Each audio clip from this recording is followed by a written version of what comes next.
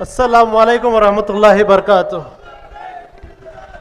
Stage पे बैठे popular front of India के ज़िम्मेदार, ऑल इंडिया इमाम्स काउंसिल के उलमा इकराम, SDPI के ज़िम्मेदारान और हुशूर शहर के ज़िम्मेदारान, आप सबका मैं और एक बार पॉपुलर फ्रंट ऑफ इंडिया की नेशनल कमेटी की तरफ से मैं एक शुक्रिया अदा करना चाहता हूं कि ऐसे एक माहौल में जब आज इंडिया में सबसे ज़्यादा किसी का अगर बात किया जा रहा है तो पॉपुलर फ्रंट ऑफ इंडिया है।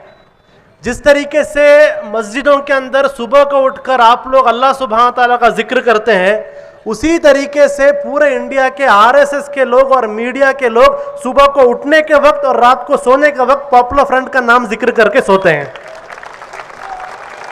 ऐसा एक माहौल आज चल रहा है, हर जगह पॉपुलर फ्रंट का नाम, हर जगह PFI का नाम। ऐसे वक्त में हम लोग ये प्रोग्राम कर रहे हैं क्योंकि आज ही के दिन 2007 में पॉपुलर फ्रंट ऑफ इंडिया ये नाम हम लोग पब्लिक के सामने अनाउंस किए थे।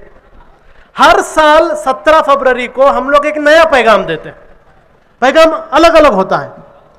ये साल का जो पैगाम है, और मैं जो चाहता हूं कि आप लोग आज जब यहां से वापस जाएं, क्या पैगाम अपने जहन के अंदर रखकर किस चीज को आप जाकर उन लोगों तक बोले जो आज यहां पर नहीं है। वो पैगाम है आजादी के मुहाफिज बनो, be the sentinel of freedom. ये साल का पैगाम है। हर साल अलग अलग पैगाम होता है। अब मैं आपके सामने ये बात रखना चाहता हूं कि ये साल जो है, ये पैगाम हमने क्यों चुना, आजादी के मुहाफिज बनो। क्यों? वो इसलिए क्योंकि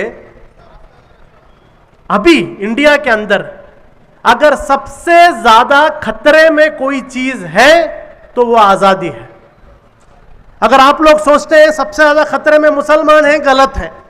अगर आप लोग सोचते हैं इंडिया में सबसे ज्यादा खतरे में दलित हैं, गलत है। अगर आप लोग सोच रहे हैं पूरे इंडिया में सबसे ज्यादा खतरे में आदिवासी हैं, गलत है। इंडिया में आज अगर सबसे ज्यादा खतरे में कोई है वो आजादी है। क्या आजादी का मतलब है? आजादी का मतलब मैं आपको समझाता हूं। आजादी का मतलब, जब 1947 में इंडिया आजाद हुआ, आजाद होने के वक्त हमारे मुल्क के जो लीडर थे उन्होंने एक फैसला लिया। वो फैसला यह था कि इंडिया को हम लोग धर्म के नाम पर नहीं बनाएंगे।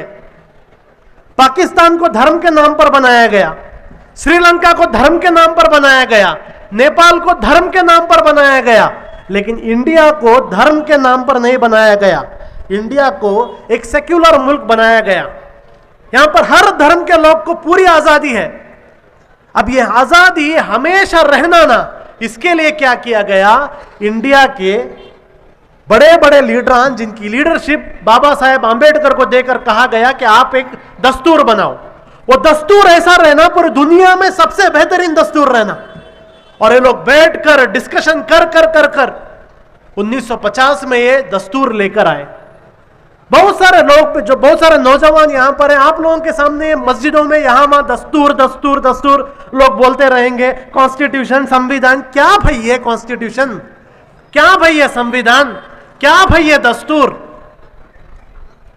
आज हमारा मुल्क जैसा है वो सिर्फ और सिर्फ इसलिए है क्योंकि दस्तूर में लिखा गया है। हमारे दस्तूर का पहला लाइन क्या है?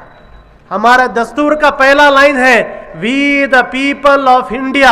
हम भारत के लोग, हम हिंदुस्तान के लोग, हम भारत के हिंदू नहीं, हम भारत के मुसलमान नहीं, हम भारत के क्रिश्चियन नहीं, हम भारत के लोग, हम हिंदुस्तान के लोग, we the people of India. ये पहला लाइन है। ये अज़म लेते हैं कि हम इंडिया को क्या बनाएंगे, हम इंडिया को बनाएंगे एक सेक्युलर, डेमोक्रेटिक, सोशलिस्ट रिपब्लिक बनाएंगे। अब ये पूरे चीजें आपको बताने का मौका नहीं, सिर्फ इतना बता देता हूं, इसमें दो अहम चीजें हैं, एक डेमोक्रेटिक, दूसरा रिपब्लिक। अभी 26 जनवरी को आप सब लोगों ने रिपब्लिक डे मनाया। क्या भैया रिपब्लिक डे? क्या रिपब्लिक डे का मतलब? बहुत सारे लोगों को मालूम ही नहीं क्या रिपब्लिक डे। रिपब्लिक डे का मतलब, ये मुल्क का हुकूमत किसके पास? मुल्क की हुकूमत मुल्क के लोगों के पास रहेगी, ये रिपब्लिक। रिपब्लिक का मतलब मुल्क की हुकूमत किसके पास? मुल्क के पब्लिक के पास, ये रिपब्लिक। उसके बाद कॉन्स्टिट्यूशन आया। ये कॉन्स्टिट्यूशन में आर्टिकल 14, 15, 21 ऐसे बात इसमें लेके आए। वो बात ये था कि मुल्क के अंदर सबको बराबरी, मुल्क के अंदर सबको बराबरी। आज मैं आपके सामने यहां पर रुककर ये स्पीच कर रहा हूं, सिर्फ और सिर्फ इसलिए कर रहा हूं क्योंकि हमारे कॉन्स्टिट्यूशन के अंदर मुझे हक है, फ्रीडम ऑफ एक्सप्रेशन मैं कर सकता हूं। आज popular front of India road पर इतना बड़ा प्रोग्राम कर रहे हैं, सिर्फ इसलिए कर रहे हैं क्योंकि हमारे कॉन्स्टिट्यूशन के अंदर हमें फ्रीडम ऑफ एक्सप्रेशन है। आप लोग आपके मस्जिदों के अंदर बड़े बड़े जलसे करते हैं, उरूस होते हैं, बड़े बड़े इज्तिमा होते हैं, सिर्फ और सिर्फ इसलिए कर सकते हैं क्योंकि हमारे दस्तूर के अंदर लिखा गया है राइट टू रिलीजियस फ्रीडम। आप किसी धर्म को भी मान सकते हैं। आप जो भी कर रहे हैं सिर्फ और सिर्फ इसलिए कर रहे हैं क्योंकि हमारे कॉन्स्टिट्यूशन के अंदर है। अब एक छोटा सवाल, अगर ये कॉन्स्टिट्यूशन ही नहीं रहा तो, अगर ये दस्तूर ही नहीं रहा तो क्या होगा? कुछ नहीं होगा। आपके पूरे हक छीन जाएंगे, आपके पूरे हक छीन जाएंगे। ना आप बात कर सकते हैं, ना आप जम सकते हैं, ना आप वोट दे सकते हैं, आप कुछ भी नहीं कर सकते। अब कौन चाहेगा भाई इतना अच्छा कॉन्स्टिट्यूशन खत्म करना? अब आता हूं मैं अपनी बात पर। आपको मेरी बात समझाने के लिए यह बैकग्राउंड समझाना जरूरी था। आरएसएस जो है, आज इंडिया के अंदर जो हुकूमत चल रही है, यह हुकूमत बीजेपी की नहीं चल रही। गलतफहमी में मत रही है। थोड़ा लोग सोच रहे हैं मोदी बड़ा डेंजर आदमी, अमित शाह बड़ा ये आदमी। देखो भाई, ये मोदी अमित शाह जो है, ऐसे कितने का मोदी कितने के अमित शाह ये आरएसएस के फैक्ट्री में हर दिन रेडी हो रहे हैं, हर दिन रेडी हो रहे हैं, हर दिन सुबह को शाखा में बैठकर तैयार हो रहे हैं। हर दिन ऐसे लोगों के दिलों के अंदर, दिमाग के अंदर पॉइजन भरा जा रहा है। मुसलमानों के लिए ऐसे लोगों के दिलों के अंदर नफरत भरा जा रहा है। ये एक फैक्ट्री है आरएसएस का। मोदी अमित शाह 1000 लेके आ सकते हैं, इतने इनके पास रेडी हैं। ये बीजेपी की गवर्नमेंट नहीं है, ये मोदी की गवर्नमेंट नहीं है, ये अमित शाह की गवर्नमेंट नहीं है, ये आरएसएस की गवर्नमेंट है। याद रखिए, ये आरएसएस की गवर्नमेंट है। दो कठपुतली को सामने रख दिए, दो कठपुतली को सामने रखकर उनके जरिए गवर्नमेंट चलाई जा रही है। दिल्ली से गवर्नमेंट नहीं चल रही है, नागपुर से चल रही है गवर्नमेंट, नागपुर से चल रही है गवर्नमेंट। अब ये आरएसएस क्या है? आप लोग सोचेंगे आरएसएस मतलब कम्युनल लोग है ना, फिरका परस्त। भाई ये फिरका परस्त नहीं है। फिरका परस्त नहीं है तो प्रॉब्लम नहीं था, देख लेते हैं लोगों को। ये फासिस्ट ही है, समझना बहुत जरूरी है आप लोग। ये फासिस्ट और फिरका परस्त में फर्क क्या? फासिस्ट वो लोग हैं जो कहते हैं कि हमें ही जीने का हक है और किसी भी जीने का हक नहीं, अगर आपको जीना है हमारे गुलाम बन के रहो। यह बात जो कहता है वो फासिस्ट है। इससे ज्यादा खतरनाक बात कोई है क्या दुनिया में? हिटलर ने क्या कहा था? हिटलर ने कहा था दुनिया की सबसे बड़ी कौम जर्मन कौम, जीने का हक सिर्फ हमें है। मुसोलिनी ने क्या कहा था? दुनिया की सबसे बेहतरीन कौम रोमन कौम, जीने का हक सिर्फ हमें है। और क्या किया इन लोगों ने? इस सोच की वजह से लाखों लाखों लोगों की जानें ले ली। अब वही सोच रखने वाले लोग, मेरे से पहले खालिद साहब ने आपके सामने रखा, इनकी बाइबल, आरएसएस किस चीज को मानती है? भाई वो लोग किसी वेदा को नहीं मानते, ये सिर्फ नाटक कर रहे हैं, सिर्फ नाटक कर रहे हैं। कोई वेदा गीता को नहीं मानते ये लोग। ये लोग सिर्फ एक ही किताब को मानते हैं, उस किताब का नाम है बंच ऑफ थॉट। ये जिस किताब को मानते हैं उस किताब का नाम है बंच ऑफ थॉट। वो किताब आप लोग पढ़ के देखिए, उस किताब में सीधे से कहा गया है हम इंडिया को एक ऐसा मुल्क बनाना चाहते हैं, इस मुल्क के अंदर मुसलमानों को एक ही ऑप्शन दिया जाएगा, वो ये कि आप हमारे गुलाम बन के रहो वरना कब्रिस्तान चले जाओ। ऐसी एक बात जो कहता है हमारे मुल्क की सबसे बड़ी दुश्मन मुसलमान है, सेकंड क्रिश्चियन है, तीसरे कम्युनिस्ट है, ऐसी बातें रहने वाली एक किताब हर दिन सुबह को ये शाखा में इनके माइंड में डाला जाता है। यही किताब पिछले 60 साल से पढ़ रहे हैं कौन? यही मोदी, अमित शाह जैसे लोग। ऐसे लोग ये किताब पढ़ पढ़कर आज इंडिया में हुकूमत के लिए बैठे हैं। सोचिए कितने खतरनाक जहन वाले आज इंडिया पर हुकूमत कर रहे हैं। आप ये मत सोचो ये ऑल ऑफ अ सडन ऐसे हो गया, नहीं, बहुत सालों की मेहनत है, दिन रात मेहनत कर कर आज यहां पर पहुंचे हैं। ऐसी एक खतरनाक फैसिस्ट आज इंडिया पर हुकूमत कर रहे हैं। ये फैसिस्ट क्या कर रहे हैं? इनको सबसे ज्यादा नफरत किस चीज से? ये लोग सोचे थे पाकिस्तान को मुसलमानों का मुल्क बना दिए, हम इंडिया को ब्राह्मणों का मुल्क बना देंगे, ब्राह्मणवाद का मुल्क बना देंगे, लेकिन हुआ नहीं। कॉन्स्टिट्यूशन आ गया। अब कॉन्स्टिट्यूशन बोल रहा है सब बराबर, ये लोग बोल रहे हैं इनकी जात सबसे ऊंचा। तो कौन क्या हो रहा है यहां पर? दस्तूर के साथ टक्कर हो रहा है। इसलिए दस्तूर को खत्म करने के लिए कोशिश की जा रही है। मैं आपसे कहना चाहता हूं, ये जो दिल्ली में दो लोग बैठे हैं ना, मोदी भी अमित शाह, ये लोग बहुत जबरदस्त फिल्म एक्टर्स हैं। अगर ये आमिर खान, शाहरुख खान कल इनके फिल्में बंद हो गए तो भी कोई टेंशन नहीं, उससे अच्छे एक्टर्स ये दो हमारे पास है।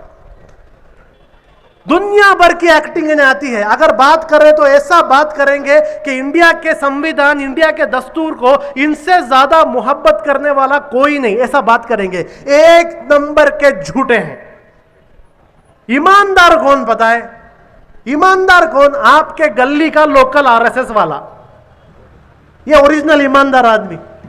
अब उससे जाकर पूछो भाई कॉन्स्टिट्यूशन से मोहब्बत है, सीधा मुंह पर बोलेगा कॉन्स्टिट्यूशन से नफरत है करके।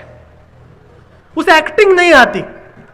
ये जो आपके मोहल्ले का आरएसएस का आदमी है उसे एक्टिंग नहीं आती, ये लोगों को एक्टिंग आती है। इसलिए आप देखो ये बीजेपी के अलग अलग लीडर स्पीच बोल रहे हैं ना, क्या क्या स्पीच कर रहे हैं ना। क्या स्पीच? मुसलमानों को पाकिस्तान भेज डालेंगे, मुसलमान को कब्रिस्तान भेज डालेंगे, रामजादे हरामजादे बोल रहे हैं ना। ये असल में बहुत ईमानदार लोग हैं। ये बहुत ईमानदार लोग हैं। झूठ बोलने आता नहीं इनको। झूठ बोलने आया तो प्राइम मिनिस्टर बन जाते हैं लोग। अगर झूठ बोलने आता प्राइम मिनिस्टर बन जाते। झूठ बोलने नहीं आता इसलिए एमएलए होकर है, इसलिए कॉर्पोरेटर होकर है, इसलिए पंचायत में है। झूठ बोलने नहीं आता। इनके दिल में क्या है ये लोग बता रहे हैं। अब ये कॉन्स्टिट्यूशन को खत्म करने के लिए ये लोग क्या कर रहे हैं? ये पूरे इंडिया में जो जो आप लोग देख रहे हैं, ये कॉन्स्टिट्यूशन को खत्म करने की बात हो रही है। अब मैं आपको बताता हूं, ये सीए एनआरसी के बारे में आया ना। देखो एक मुल्क का सबसे बुनियादी हक क्या मालूम? ये मुल्क का सबसे बुनियादी हक सिटीजनशिप। आप सिटीजन हो गए बस आपको पूरा हक। आप अगर अमेरिका गए, अमेरिका में अगर आपको बच्चा पैदा हुआ, माँ बाप इंडिया वाले रहेंगे लेकिन अमेरिका में बच्चा पैदा होते ही उन्हें अमेरिकन, उसे अमेरिका का पूरा हक, मां बाप भी वो हक छीन नहीं सकते उसका। वैसा अगर एक बार आप इंडिया के सिटीजन हैं, आपको पूरा इंडिया का हक, या आरएसएस वाले क्या भी करे आपका हक कोई छीन नहीं सकता। इसलिए यह प्लान चल रहा है आपको मार के देके, गुजरात करके देके, नल्ली कर देके, भिवंडी करके देके, भगलपुर करके देके, बाबरी मस्जिद शहीद करके देके, मुजफ्फरनगर करके देके, सब करके देखे, कुछ हो नहीं रहा, कुछ हो नहीं रहा है। फिर भी आप लोग बात कर रहे हैं, फिर भी आप लोग अपने मजहब पर चल रहे हैं। क्या करना? तो ये लोगों की सबसे बुनियादी हक जो है शहरियत की, वो हक ही छीन लो इनका। जब शहरियत ही नहीं रहेगी आप लोग क्या बन जाएंगे? देखिए आज पूरे दुनिया में फलस्तीन के ऊपर इजराइल के लोग जाकर बॉम्ब डाल रहे हैं, मिसाइल डाल रहे हैं, कत्ल कर रहे हैं, कोई नहीं पूछने वाला। रोहिंग्या में बर्मा के लोग जाके रोहिंग्या मुसलमानों पर कत्लेआम कर रहे हैं, कोई नहीं पूछने वाला। क्यों? वो इसलिए क्योंकि दुनिया में फलस्तीन नाम का मुल्क नहीं है। फलस्तीन पीपल आर स्टेटलेस पीपल। मुल्क नहीं है, मुल्क नहीं है, शहरियत नहीं है। रोहिंग्या का मतलब क्या है? शहरियत नहीं है उन्हें, मुल्क नहीं है। जब एक कौम को शहरियत नहीं होती, जब एक कौम को मुल्क नहीं होती, उस कौम को मारो, काटो, जेल में डालो, कुछ भी करो, कोई पूछने वाला नहीं, कोई पूछने वाला नहीं। ये इसलिए ये लोग आपकी सिटीजनशिप के पीछे पड़े हैं, इसलिए आपकी शहरियत छीनना चाहते हैं। ये सीए, एनआरसी, एनपीआर इसीलिए लाया गया है। लेकिन अफसोस, आज पूरे इंडिया के अंदर आप लोग प्रोटेस्ट कर रहे हैं, मुसलमान प्रोटेस्ट कर रहे हैं, लेकिन कहां गया था यह प्रोटेस्ट? कहां गया था यह प्रोटेस्ट जब कश्मीर को, पूरे के पूरे कश्मीर को जेल बनाया गया? क्या वो इंडियंस नहीं है? क्या वो भारत के लोग नहीं है? क्या वो इंडिया के लोग नहीं है? ये जो गवर्नमेंट है, ये गवर्नमेंट को कश्मीर की जमीन चाहिए। हम कहते हैं कश्मीर हमारा है, कश्मीरी भी हमारे हैं। जो हक हमें है कश्मीरियों को भी मिलना चाहिए इनको। लेकिन इस गवर्नमेंट को कश्मीर ही नहीं चाहिए, इन्हें सिर्फ कश्मीर की जमीन चाहिए ताकि ये जमीन ये लोग अंबानी अडानी को बेच सके। लेकिन उस वक्त कहां हुआ प्रोटेस्ट? किसी ने प्रोटेस्ट नहीं किया। क्यों? मेरा घर नहीं जल रहा है। यूएपीए नाम का एक कानून लेकर आए, उस कानून के तहत, आपको पता है यूएपीए क्या है? पोटा सुन के थे, पोटा से भी खतरनाक कानून है यूएपीए। उस कानून के मुताबिक अगर आपके जेब के अंदर एक डुप्लीकेट नोट मिला, आपके ऊपर इकोनॉमिक टेररिज्म का केस डाल के आपको जेल के अंदर डाल दिया जा सकता है। एनआईए को इतना पावरफुल बनाया गया कि अगर तमिलनाडु में एनआईए को आकर किसी को पकड़ना है तो तमिलनाडु स्टेट गवर्नमेंट की परमिशन नहीं, सीधा आ सकते हैं। लेकिन कहां हुआ प्रोटेस्ट? किसी ने प्रोटेस्ट नहीं किया। क्यों? क्योंकि हमको प्रॉब्लम समझ में नहीं आया। हम समझ रहे हैं सीए एनआरसी एनपीआर प्रॉब्लम है। ये सीए एनआरसी एनपीआर ये अभी के प्रॉब्लम है भाई। सबसे बड़ा प्रॉब्लम ये लोग दस्तूर को खत्म कर रहे हैं। कब से धीरे धीरे एक एक काम करके खत्म करते आए थे। हमने आवाज नहीं उठाई, इसलिए आज घर तक पहुंच गए। जर्मनी में जब हिटलर यहूदियों को मार रहा था, एक शख्स ने लिखा, क्या लिखा? उसने लिखा, पहला हिटलर यहूदी को मारने के लिए आया, मैंने कुछ नहीं कहा क्योंकि मैं यहूदी नहीं था। फिर हिटलर कम्युनिस्ट को मारने के लिए आया, मैंने कुछ नहीं कहा क्योंकि मैं कम्युनिस्ट नहीं था। फिर हिटलर ईसाइयों को मारने के लिए आया, मैंने कुछ नहीं कहा क्योंकि मैं ईसाई नहीं था। फिर हिटलर मुझे मारने के लिए आया, अफसोस किसी ने कुछ नहीं कहा क्योंकि कोई बाकी नहीं था। ऐसे ही हुआ जब कश्मीर का मामला हुआ। एक अनडेमोक्रेटिक तरीके से, एक अनकॉन्स्टिट्यूशनल काम करके वहां पर पूरे के पूरे एक शहर को जेल बनाया गया। किसी ने बात नहीं किया, खासकर मुसलमानों ने बात नहीं किया। जब यूएपीए जैसे कानून को लेकर आकर बेकसूर नौजवानों को जेलों में डाला गया, सड़ रहे हैं जेलों के अंदर वो लोग। आपके तमिलनाडु के नौजवान सड़ रहे हैं जेलों के अंदर यूएपीए कानून में, किसी ने बात नहीं किया। जब एनआईए जैसे एक गवर्नमेंट एजेंसी को गवर्नमेंट अपना पालतू कुत्ते की जैसा इस्तेमाल कर रहे थे, किसी ने आवाज नहीं उठाई। लेकिन जब आपके घर पर बात आई, जब बात हमारे घर पर आई सीए एनआरसी, तब हम लोग जागे। लेकिन देर आए दुरुस्त आए। अब आप समझिए, ये जो दस्तूर को खत्म करने की बात अब आपके घर तक पहुंच गए हैं। और ये जो शाहीन बाग की बार बार जिक्र किया, क्यों भैया औरतें रास्ते पे उतरी हैं? क्यों भाई औरतें रास्ते पे उतरे शाहीन बाग में? पूरे इंडिया में 52 जगह में शाहीन बाग जैसा प्रोटेस्ट चल रहा है। पूरे इंडिया में सिर्फ शाहीन बाग नहीं, 52 जगह चल रहा है। और हर जगह औरतें। वो इसलिए क्योंकि हमारी औरतें समझ गई इस बात को, ये सीए एनआरसी एनपीआर अगर लेके आए, सबसे ज्यादा नुकसान अगर किसी को होगा, औरतों को होगा। याद रखिए, औरतों को उठा के डिटेंशन सेंटर में डाला जाएगा, उनके बच्चों को उनसे अलग किया जाएगा, बच्चों को दूसरे सेंटर्स में डाला जाएगा। आसाम में आज वही हो रहा है। बाप एक डिटेंशन सेंटर में, मां एक डिटेंशन सेंटर में, छोटे बच्चे 8-9 साल के बच्चों को दूसरे जेलों में डाला जा रहा है। यह औरतें समझ चुकी है, इसलिए आज पूरे इंडिया में प्रोटेस्ट चल रहा है। घर तक बात पहुंची है। खतरा आज संविधान, खतरे में आज आजादी है, इसलिए आवाज उठाना जरूरी है। धीरे धीरे कर एक एक लोगों को टारगेट किया जा रहा है। आप लोग देखिए, जामिया के स्टूडेंट्स को टेररिस्ट कहा गया, शाहीन बाग के औरतों को पाकिस्तान का एजेंट कहा गया, जो गैर मुस्लिम ह्यूमन राइट एक्टिविस्ट है उनको जेलों में डाला गया। कैसे कैसे लोग जेल के अंदर हैं। लेकिन वही मैं कहता हूं, किसी ने कुछ नहीं कहा। ये अब से नहीं चल रहा है, 6 साल से चल रहा है। 6 साल से टारगेट करके लोगों को जेलों के अंदर डाल रहे हैं, किसी को पड़ी नहीं है। एक एक कर लोगों को टारगेट किया जा रहा है। अब एक नया, जो भी गवर्नमेंट के एजेंसीज है उन गवर्नमेंट के एजेंसीज को कैप्चर किया गया है। आप लोग जिनसे उम्मीद रखे थे वो ऑपोजिशन पार्टीज जो आप लोगों के लिए बात करेंगे, कहां है वे ऑपोजिशन पार्टी? बहुत से लोग बहुत खुश हो गए, देखो भाई दिल्ली में बीजेपी हार गई, दिल्ली में बीजेपी हार गई। दिल्ली में बीजेपी नहीं हारी भाई, दिल्ली में फ्री इलेक्ट्रिसिटी, फ्री बस राइड, फ्री मेडिकल जीत गई है, बीजेपी नहीं हारी उधर। अगर आप लोग सोच रहे हैं दिल्ली में बीजेपी हारी है, दिल्ली में बीजेपी नहीं हारी है। दिल्ली में फ्री की इलेक्ट्रिसिटी जीत गई, फ्री की बस टिकट जीत गई, फ्री का पानी का बिल जीत गया, फ्री का मेडिकल दवा जीत गई, इसलिए वहां पर आप जीत गई।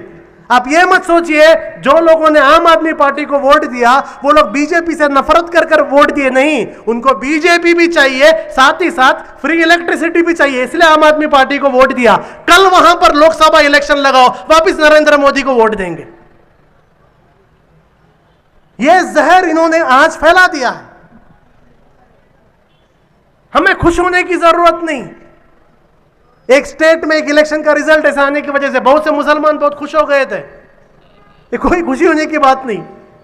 तो एक एक करके टारगेट करेंगे। आप अपोजिशन पार्टीज को देखिए, इंडिया में कहां है भाई अपोजिशन? आज इंडिया में दो ही है, हिंदुत्व, सॉफ्ट हिंदुत्व, ये दो चल रहा है। कोई इनके मुखालिफ बात नहीं कर रहा है, जो भी बात कर रहा है उन्हें टारगेट किया जा रहा है। अब पॉपुलर फ्रंट पर टारगेट आ रहा है, पॉपुलर फ्रंट पर टारगेट आ रहा है। भाई आप लोग देखते होंगे, जैसे मैं अपनी बात की शुरुआत की, इंडिया में जो भी ये मीडिया है ना, ये असल में सुपारी किलर्स है। हम इनको मीडिया नहीं बोलते, हम इनको सुपारी किलर्स बोलते हैं। आप अगर फिल्मों में देखेंगे, फिल्मों में दिखाते हैं कि लोग सुपारी लेते हैं और दूसरे आदमी का क्या करते हैं? मर्डर करते हैं। आज जो इंडिया के अंदर बैठे हुए मीडिया है, पूरी मीडिया, चाहे वो स्टेट की मीडिया हो, नेशनल की मीडिया हो, ये पूरे सुपारी मीडिया है। गवर्नमेंट के पास से सुपारी ले लिया है। गवर्नमेंट जिस तरीके से एक आदमी के घर में अगर कुत्ता होता है, गवर्नमेंट आदमी कुत्ते को कहता है छू, वो कुत्ता उस आदमी पर अटैक कर देता है, उसी तरीके से ये सारे मीडिया को सुपारी देकर गवर्नमेंट का पालतू बनाया गया है। गवर्नमेंट कहती है छू, उस पर चढ़ जाते हैं। अब ऐसे ही हुआ, पॉपुलर फ्रंट को टारगेट किया जा रहा है। जैसे बताया गया, हमारे बारे में हर दिन नई नई चीज। पहला, पूरे इंडिया के अंदर जो जो प्रोटेस्ट चला, इसका mastermind popular front. Shaheen Bagh popular front, यहां कर्नाटका में मंगलूर में प्रोटेस्ट पॉपुलर फ्रंट, दिल्ली का protest popular front, Jamia popular front, 120 crore popular front. अभी थोड़े दिन इंतजार कीजिए, ये भी न्यूज आने वाला है, चाइना में कोरोना वायरस भी पॉपुलर फ्रंट लाया था करके, ये न्यूज भी आने वाला है। कोरोना वायरस भी पॉपुलर फ्रंट, हर बीमारी लाया पॉपुलर फ्रंट। हर दिन देखिए ये टारगेट है, हर दिन हमें टारगेट किया जा रहा है। हमारे बैंक्स के बारे में बताया गया, पॉपुलर फ्रंट ऑफ इंडिया का दिसंबर महीने में पॉपुलर फ्रंट के बैंक अकाउंट से 40 लाख रुपए ट्रांसफर हुए हैं। भाई 40 लाख नहीं, उससे पहले के महीने में 50 लाख ट्रांसफर हुए हैं। सीना तान के बोलते हैं, कुछ छुपाने की बात नहीं। उससे पहले के महीने में 40 लाख हुए हैं, उससे पहले के महीने में 50 लाख हुए हैं।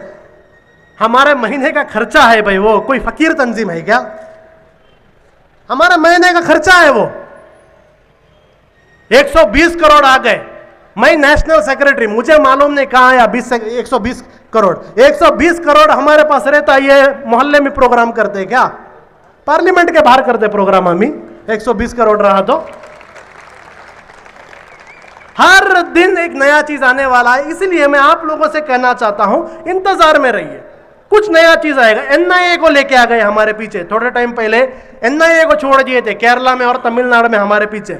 पॉपुलर फ्रंट को टारगेट कर और पूरी की पूरी मीडिया बहुत खुश थी। अब पॉपुलर फ्रंट को यह होने वाला है, अब पॉपुलर फ्रंट को एनआईए आ गया। भाई एनआईए इंडिया का सबसे बड़ा एजेंसी, एनआईए पॉपुलर फ्रंट को छोड़ेगा नहीं। लव जिहाद, ये जिहाद, वो जिहाद, दुनिया भर का जिहाद लेके आ गए। भाई हमारे पीछे एनआईए को भेजे, हम ही क्या बोले, आ जाओ भाई देख लेंगे, आ जाओ भाई देख लेंगे। क्या हुआ? 2 साल इंक्वायरी कर करके पूरे मीडिया को बकवास का न्यूज दे देकर फाइनली इसी एनआईए ने केरला के अंदर फाइनल रिपोर्ट दिया और रिपोर्ट में कहा कि लव जिहाद नाम का चीज है ही नहीं। किसने कहा? इसी एनआईए ने जलील होकर कहा।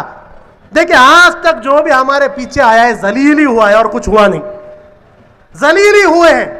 बीजेपी की गवर्नमेंट ने झारखंड में हमें बैन कर दिया था। झारखंड में बैन क्यों किया? नहीं, केरला में ये लोग टेररिस्ट काम कर रहे हैं करके झारखंड में बैन कर रहे थे। केरला में बैन नहीं करे, तमिलनाडु में बैन नहीं करे, झारखंड में बैन किए। झारखंड के हाईकोर्ट में गए, झारखंड की गवर्नमेंट जलील हो गई। वहां पर पहली बार जलील होकर झारखंड के हाईकोर्ट ने ऑर्डर दिया इनका बैन निकालो। अभी दूसरा बार बैन डालकर है और आप लोगों के सामने आज यहां पर वापस कहने जा रहा हूं, वापस झारखंड में जलील होने वाले हैं इंशाल्लाह। वापस ये बीजेपी जलील होने वाले हैं। और अगर ये लोग सोच रहे हैं पूरे इंडिया में बैन डालेंगे, इंशाल्लाह सुप्रीम कोर्ट में भी इनको जलील करके रहेंगे हमें। अभी नया एक चीज लेके आ गए, ईडी को लेके आ गए। हमना भी बहुत बड़ी खुशी हुई जब ईडी हमारे पीछे आई। क्यों बोले तो अब तक लोकल खाली पुलिस वालों से हमारा था, अब ईडी बोले तो चिदंबरम के पीछे लगी सो एजेंसी। भाई चिदंबरम बड़ा आदमी, हम भी बड़े आदमी हो गए। अभी हमारे पीछे भी ईडी आ गई। नहीं भाई, छोटे लोग नहीं, हमें भी बहुत बड़े। एक मुस्लिम तंजीम बताओ जिसके पीछे एनआईए है, एक मुस्लिम तंजीम बताओ जिसके पीछे ईडी है, एक मुस्लिम तंजीम बताओ जिसके पीछे पूरे की पूरी सेंट्रल गवर्नमेंट है। कौन है भाई? हम ही है। हमना भी लग रहा है बहुत बड़े हो गए हम ही करके। ये हर दिन हमें एक टारगेट करने की बात आ रही है। अब छोटा एक सवाल आप लोगों से, क्यों भाई सिर्फ पॉपुलर फ्रंट को टारगेट किया जा रहा है? ये आप लोग सोचिए, क्यों सिर्फ और सिर्फ पॉपुलर फ्रंट को टारगेट किया जा रहा है? वो इसलिए क्यों कर popular front of India compromise नहीं करती। हम हर काम करते भाई, बहुत सारे काम करते, सिर्फ एक काम हम ही नहीं करते। वो काम क्या? कॉम्प्रोमाइज नहीं करते। कॉम्प्रोमाइज का मतलब क्या? आपके ईपीएस ओपीएस को देख लो, उधर नरेंद्र मोदी बैठ बोला तो सो जाते हैं लोग जमीन पर। इसे कॉम्प्रोमाइज बोलते। इसे क्या बोलते हैं? कॉम्प्रोमाइज। भाई बैठ जाओ, सो गए। पॉपुलर फ्रंट ऑफ इंडिया को बैठ बोले तो हम उठ के आंखों में आंख डाल के बोलते, कौन तू मुझे बैठ बोलने वाला? इसे बोलते नो कॉम्प्रोमाइज।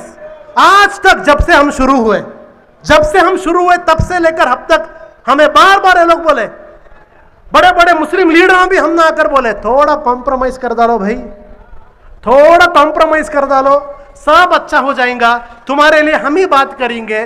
बीजेपी में रहने वाले बड़े बड़े मुस्लिम लीडर को भेजे थे हमारे पास। बीजेपी में रहने वाले बड़े बड़े मुस्लिम लीडरों को हमारे पास भेजे थे, क्या बोलकर?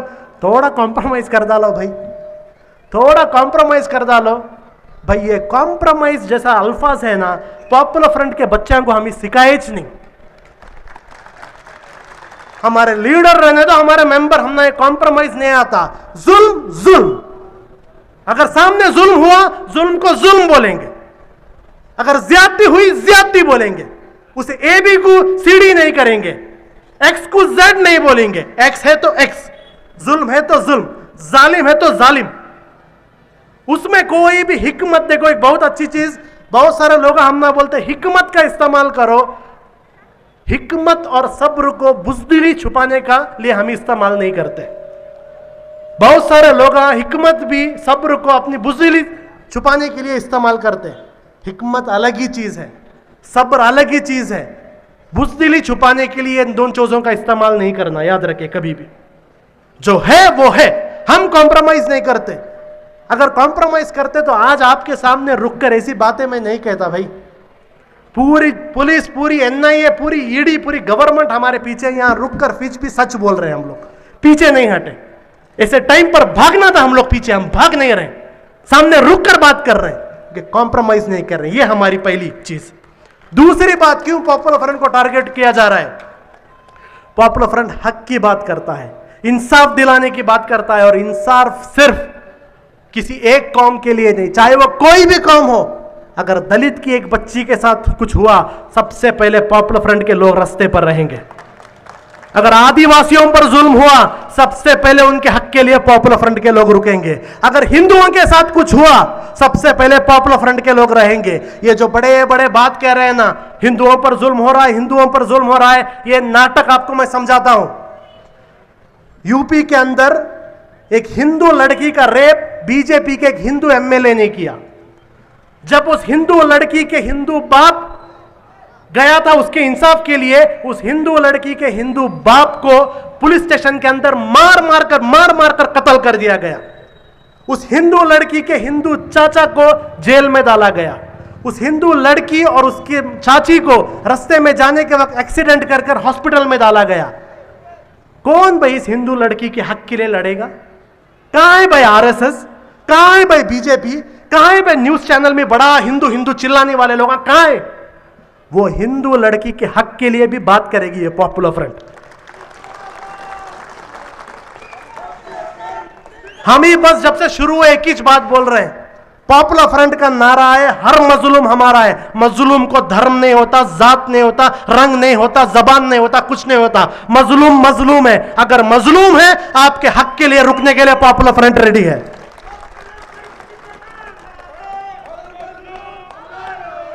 जहां पर भी जुल्म हुआ, चाहे वो मुजफ्फरनगर हो, चाहे आसाम हो, उनके लिए लीगल फाइट के लिए वहां पर रुकी है तंजीम थी। ये इनको नफरत है, ये हक की बात करते हैं। तीसरी बात, सबसे बड़ी बात, पॉपुलर फ्रंट ऑफ इंडिया एक झुंड नहीं है। पॉपुलर फ्रंट ऑफ इंडिया एक लोगों का झुंड नहीं है। पॉपुलर फ्रंट ऑफ इंडिया, ये देखिए, ये कैडर्स का एक तंजीम है। ये कैडर की तंजीम है। ये कैडरों को दुकान से पैसे देकर नहीं लाए। आरएसएस का परेड होता है, पता है ना आप लोगों को? आरएसएस का परेड होने में चड्डी ने अभी 80 साल के बाद तरक्की कर डाले। अभी पैंट पहन रहे हैं सब वो लोग, समझे? वो पैंट भी, शर्ट और लाठी दे रहे हैं ना, 300 रुपए में मिलता है। वो 300 रुपए का पैक, वो रास्ते में आने जाने वाले हर आदमी को 300 रुपए का पैक डाल के यूनिफॉर्म पहना के चलाते सो आरएसएस के लोग। ये ऐसे नहीं। ये जो कैडर्स आपके सामने बैठे हैं, ऐसे नहीं। ये कैडर्स कैसे? पॉपुलर फ्रंट में जुड़कर, हर प्रॉब्लम होने वाला ये समझकर, सामने रुककर हर प्रॉब्लम को फेस करने के लिए रेडी, ट्रेन हुए ऐसे लोग हैं। ये cadres popular front of India के। पॉपुलर फ्रंट ऑफ इंडिया बोले तो कोई लीडर्स नहीं जी। क्या हमारी हैसियत? क्या मैं पॉपुलर फ्रंट ऑफ इंडिया का नेशनल सेक्रेटरी, क्या है मेरी हैसियत? अगले महीने चेंज होने वाला हूं। 3 साल के बाद हमारी कोई हैसियत नहीं। क्या पॉपुलर फ्रंट की लीडर्स? पॉपुलर फ्रंट की ताकत ये देखो, जो सामने बैठ के है ना, ये हमारी ताकत, ये कभी चेंज नहीं होने वाले। ऐसी एक कैडर नेटवर्क सिर्फ यहां होसूर में नहीं, पूरे इंडिया के अंदर बनाए। लोगों ने हमसे कहा 2007 में केरला में बना डाले, और कहां नहीं चलेगा। तमिलनाडु में भी बनाए, कर्नाटक में भी बनाए। वो टाइम पर हमने लोगों के बोले तमिलनाडु, केरला, कर्नाटक में बना डाले भाई कैडर, नॉर्थ इंडिया में नहीं बनाए। इंडिया के 22 रियासतों में इसे कैडर बना करे, अल्हम्दुलिल्लाह। अभी तक यूपी पहुंचे नहीं। अभी अभी यूपी में काम शुरू हुआ, योगी आदित्यनाथ को अभी वहां पर बुखार चालू हुआ। अभी बुखार चालू हुआ। पॉपुलर फ्रंट आने वाला है, पॉपुलर फ्रंट आने वाला है। भाई अभी तक तो आप लोगों से हमारी मुलाकात ही नहीं हुई। अभी तो ली अंगड़ाई है, अभी तो ली अंगड़ाई है, आगे और लड़ाई है। अभी तक तो आप लोग देखे नहीं हम ना, यूपी के योगी आदित्यनाथ ने देखा ही नहीं हमें। अभी से अपने लोगों को डराना चालू। यूपी में आरएसएस वालों की हालत इतनी बुरी हो गई है, पॉपुलर फ्रंट बोले तो क्या, तो वो लोग अमेरिका का मिसाइल समझकर हैं।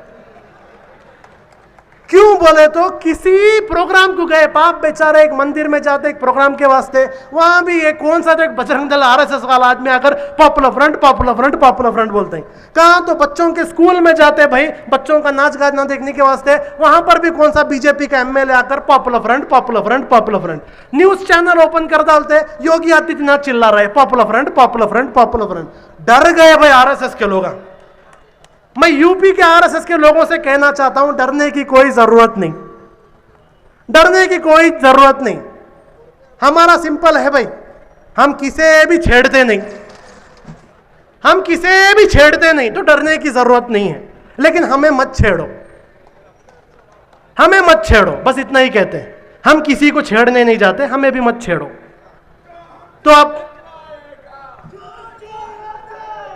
तो ये एक यूपी के अंदर आप देखिए, कहा गया कि पूरे इंडिया के सिर्फ 3 स्टेट में आप रहेंगे, आज पूरे इंडिया के 22 स्टेट के अंदर ऐसे कैडर्स हैं, और सिर्फ ऐसे कैडर नहीं, अल्हम्दुलिल्लाह ऐसे सपोर्टर्स भी हमारे पास हैं।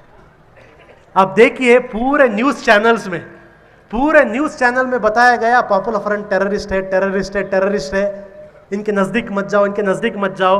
दिल्ली में एक कॉन्फ्रेंस हुआ, दिल्ली के तारीख में यूपी, दिल्ली, हरियाणा से इतनी बड़ी तादाद में लोग आए। एक बहुत बड़े न्यूज चैनल के रिपोर्टर ने आकर कहा, आप लोगों के खिलाफ जो 6 महीने से न्यूज चैनल वाले जो कैंपेन चला रहे हैं ना, उनके चेहरे पर तमाचा आज पड़कर है,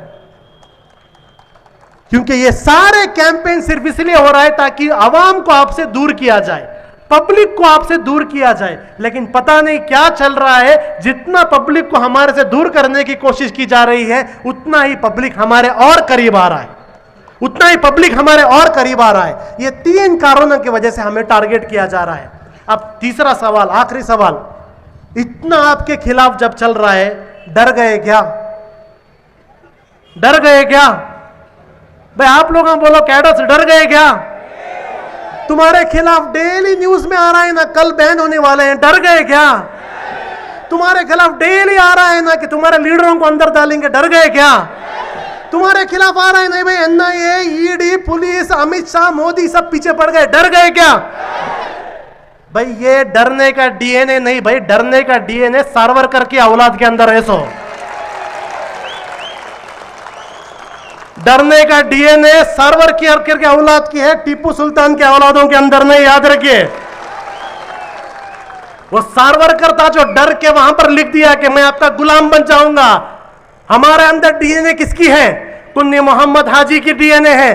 कुन्नी मोहम्मद हाजी को जब केरला के अंदर 1920 जनवरी को जब गोली मारने के लिए आंखों पर कपड़ा बांधा गया, कुन्नी मोहम्मद हाजी ने कहा मेरे आंखों से कपड़ा निकालो, क्योंकि जब अंग्रेज आप लोग मुझ पर गोली चलाते हो, मुझे देखना है उस गोली को, मुझे देखना है उस गोली को जब मेरे छाती के अंदर कैसे चीरती है, और छाती के अंदर चीर के जब मैं गिर जाता हूं, मैं चाहता हूं कि मेरा चेहरा मेरे मुल्क के सर जमीन पर गिरे, ताकि मरने के वक्त भी मेरा चेहरा मेरे जमीन के साथ रहे। यह डीएनए पॉपुलर फ्रंट के अंदर है, यह डीएनए हमारे अंदर है। सावरकर की डीएनए हमारे अंदर नहीं है, हम डरने वाले नहीं। एक मेंटल हॉस्पिटल के अंदर एक आदमी फजर को उठकर आसमान पर हाथ रखकर कुछ कर रहा था। लोग जाकर उसे पूछे, भाई क्या कर रहा है तू, सुबह से फजर से उठकर आसमान की तरफ हाथ दिखा रहा है? वो मेंटल आदमी बताया, मैं आज सूरज को ऊपर आनी नहीं दूंगा, मैं वो सूरज को आज ऊपर आनी नहीं दूंगा। वो मेंटल आदमी आरएसएस, वो मेंटल आदमी आरएसएस, और वो सूरज पॉपुलर फ्रंट ऑफ इंडिया। कितनी कोशिश करो, कितनी कोशिश करो, हम ही पीछे हटने वाले नहीं, हम ही पीछे हटने वाले नहीं। हर चीज कोशिश कर डाले, हर चीज कोशिश कर डाले। एक मीडिया वाले मुझे पूछे, जब 1 महीना पहला पूरे मीडिया में हमारा था, हम एक प्रेस कॉन्फ्रेंस करें, सारे मीडिया वाले सोचे थे पॉपुलर फ्रंट के लोग बिल के अंदर छुप जाएंगे करके, हम दिल्ली में जाके प्रेस कॉन्फ्रेंस करें। प्रेस कॉन्फ्रेंस के बाद आकर हमने बताए, पूछे डर नहीं लगता क्या? इतना आपके खिलाफ आ रहा है ना, डर नहीं लग रहा है क्या? हम इनको एक ही बात बताए, जब ये तंजीम हम ही शुरू करे थे ना, जब ये तंजीम हम ही शुरू करे थे, हर एक मोहल्ले के अंदर आरएसएस के लोग हाथ में तलवार लेकर, हाथ में लाठी लेकर हमारे हर एक कैडर को धमकी देते थे, अगर तू हमारे खिलाफ आवाज उठाए तेरा कत्ल कर देंगे, तुझे मार देंगे। हमारे कितने के मेंबर शहीद भी हो गए, जान भी चली गई, आरएसएस के अटैक में हमारे मेंबरों की जान भी चली गई। उसके बाद हम जब और आवाज उठाना शुरू करें, पुलिस वाले आकर हम ना बोले ऐसा केस में डालेंगे जिंदगी भर अंदर रहेगा, हमारे बच्चों को लेकर जाकर टॉर्चर करें। मैं उस मीडिया वाले से कहा, जब ये आरएसएस के उस वक्त जब हमें कुछ नहीं थे, उस वक्त जब हमें कुछ नहीं थे, तब हम ये आरएसएस के तलवारों से नहीं डरे, उनके लाठियों से नहीं डरे, हम ये पुलिस के केसों से नहीं डरे, हम टॉर्चर में नहीं डरे, तो अभी ये मीडिया के 2-3 जोकरों से डरेंगे क्या? हम इनसे डरेंगे क्या? आपके सामने एक बात यहां पर रखना चाहता हूं, हम डरने वाले नहीं। आज से 2500 साल पहले रोम साम्राज्य, उस वक्त का, आज जैसे अमेरिका है उस वक्त रोमन साम्राज्य था, 2500 साल पहले। उस रोमन साम्राज्य के अंदर पूरे के पूरे गुलामों के अंदर एक लीडर आया था, उस लीडर का नाम स्पार्टकस था। उस स्पार्टकस जब रोमों के खिलाफ लड़ रहा था, लड़ के जीत रहा था, गुलामों को आजाद कर रहा था, उस स्पार्टकस को रोम के बड़े जनरल ने पूछा, क्यों लड़ रहा है स्पार्टकस, क्यों लड़ रहा है? लड़ाई बंद करना, आराम से जीना। उस वक्त स्पार्टकस ने एक बात कहा, वो बात यह था, एक तारीखी बात कही स्पार्टकस ने। वो बात क्या थी? घुटनों के बल जिंदा रहने से अच्छा कदमों पर खड़े रहकर, पैरों पर खड़े लगकर, लड़ लड़कर मरना बेहतर है। आज हम ही भी वो बोलते हैं, आज हमें भी वो बोलते हैं, हजरत टीपू सुल्तान की कॉल हम ही भी बोलते हैं कि गीदड़ की 100 साल जिंदगी से बेहतर शेर का एक दिन है। ये डर की जिंदगी हमें नहीं चाहिए। हम इस मुल्क के शहरी, मुल्क में बराबर का हक है। इस हक हर सिटीजन को, हिंदू, मुस्लिम, क्रिश्चियन, हर किसी को बराबर का हक है। ये हक हम ही छोड़ के देने वाले नहीं। तुम कितनी भी कोशिश करो, ये हक हम छोड़ के देने वाले नहीं। और आवाम से आज मैं ये कहना चाहता हूं, पॉपुलर फ्रंट के इस मंच से मेरी बात खत्म करते हुए आपके सामने एक पैगाम देना चाहता हूं। आपको भी अगर कोई डराने की कोशिश करे, डरिए मत। ये जो आप लोग प्रोटेस्ट कर रहे हैं, लोग पूछ रहे हैं प्रोटेस्ट से क्या होगा भाई, प्रोटेस्ट से क्या होगा? प्रोटेस्ट से कुछ होगा, कुछ नहीं होगा पता नहीं, लेकिन प्रोटेस्ट से इतना पता चलेगा आप लोग मुर्दा नहीं है, जिंदा है करके। क्योंकि मुर्दा प्रोटेस्ट नहीं करता। मैयत को मारो, पीटो, कुछ भी करो, मैयत कुछ नहीं करता। एक जिंदा आदमी को हाथ लगाओ, जुल्म करो, जिंदा आदमी पूछेगा क्यों जुल्म कर रहे हो। एक जिंदा आदमी को मारो, जिंदा आदमी पूछेगा क्यों मार रहे हो। ये जिंदा लोगों की सिफत है। एहतिजाज करना, प्रोटेस्ट करना जिंदा लोगों की सिफत है। तो इंशाअल्लाह जो आप अपने हक के लिए लड़ रहे हैं, ये प्रोटेस्ट कभी भी बंद मत कीजिए। जब तक आपका मकसद पूरा ना हो, ये प्रोटेस्ट बंद मत कीजिए। पहली बार हम देख रहे हैं पूरे मुल्क के अंदर इत्तिहाद आ गया है, पूरे मुल्क के अंदर इत्तिहाद आ गया है। ना तो मसलक, ये लोगों की, आप लोगों के लिए मैं कहता हूं कि कभी कभी उनकी तारीफ भी करो, हमेशा उनकी मुखालिफत मत करो। कभी कभी मोदी, अमित शाह की तारीफ भी करो। क्यों तारीफ? हमारे इतने सारे बयानों से इत्तिहाद नहीं आया, इनके कानून से इत्तिहाद आ गया। पूरे एक, सिर्फ मुसलमान एक क्या, सब एक। अब एनपीआर के बारे में पॉपुलर फ्रंट ऑफ इंडिया सितंबर में हमने कहा था एनआरसी को रिजेक्ट करो। पॉपुलर फ्रंट ने सबसे पहले कहा था एनआरसी को रिजेक्ट करो। उस टाइम पर बहुत सारे लोग हमने बोले कैसा रिजेक्ट करेंगे, रिजेक्ट नहीं करना, डॉक्यूमेंट बनाओ, डॉक्यूमेंट बनाओ। लेकिन आज हम देख रहे हैं इंडिया के अंदर अल्हम्दुलिल्लाह अल्हम्दुलिल्लाह जितने भी बड़े बड़े मुस्लिम तंजीम सब कह रहे हैं सिर्फ एनआरसी को नहीं, एनपीआर को भी रिजेक्ट करो। बड़े बड़े मुस्लिम उलमा, हर मसला के फिक्र के, हर कोई कह रहा है एनपीआर को रिजेक्ट करो। सिर्फ मुसलमान नहीं, अब क्रिश्चियनों के बड़े बड़े लीडर कह रहे हैं सीए, एनआरसी, एनपीआर को रिजेक्ट करो। सिख कह रहे हैं एनपीआर, एनआरसी को रिजेक्ट करो। हिंदुओं के बड़े बड़े तंजीम गुरु कह रहे हैं एनपीआर को रिजेक्ट करो। दलितों के बड़े बड़े लीडर कह रहे हैं एनपीआर, सीए, एनआरसी को रिजेक्ट करो। अब सब लोग रिजेक्ट करो तो बचे कौन? खाली आरएसएस के लोग रहेंगे।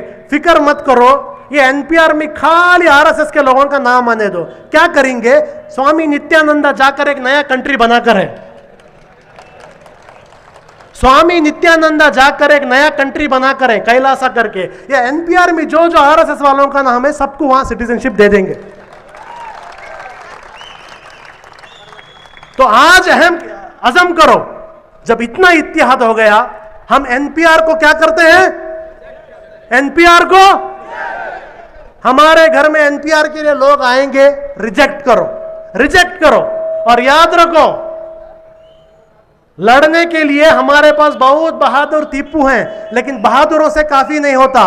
ये मीर सादिक के काम भी नहीं करना, मुनाफिकत नहीं आना, नहीं मैं डॉक्यूमेंट बना लूंगा भाई, इमरजेंसी को काम आ जाते हैं करके। जब पूरी के पूरे लोग इत्तिहाद में रुककर कह रहे हैं हम रिजेक्ट करेंगे एनपीआर को, मुनाफिकत मत कीजिए, आप मुनाफिकत मत कीजिए, रिजेक्ट कीजिए।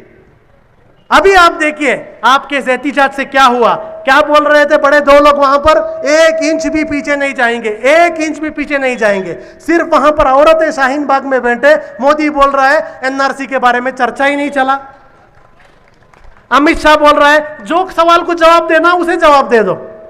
बड़े बड़े मर्दानगी की बात कर रहे थे ना, 1 इंच पीछे नहीं जाएंगे, 1 इंच पीछे नहीं जाएंगे। आपके प्रोटेस्टों की वजह से हुआ क्या नहीं? पीछे गए क्या नहीं? यह एहतिजाज की ताकत, जमहूरियत की ताकत। ये बहुत देर के बाद इंडिया के मुसलमान अभी समझे सो के एहतिजाज की ताकत क्या है। इस एहतिजाज को बरकरार रखिए। पॉपुलर फ्रंट ऑफ इंडिया की तरफ से आप लोगों को एक वादा तो मैं करता हूं, इंशाअल्लाह आप जो जो जगह पर अपने हक के लिए आप लोग खड़े रहेंगे, इंशाअल्लाह पहली सफ में आपके साथ पॉपुलर फ्रंट ऑफ इंडिया भी खड़ा रहेगा।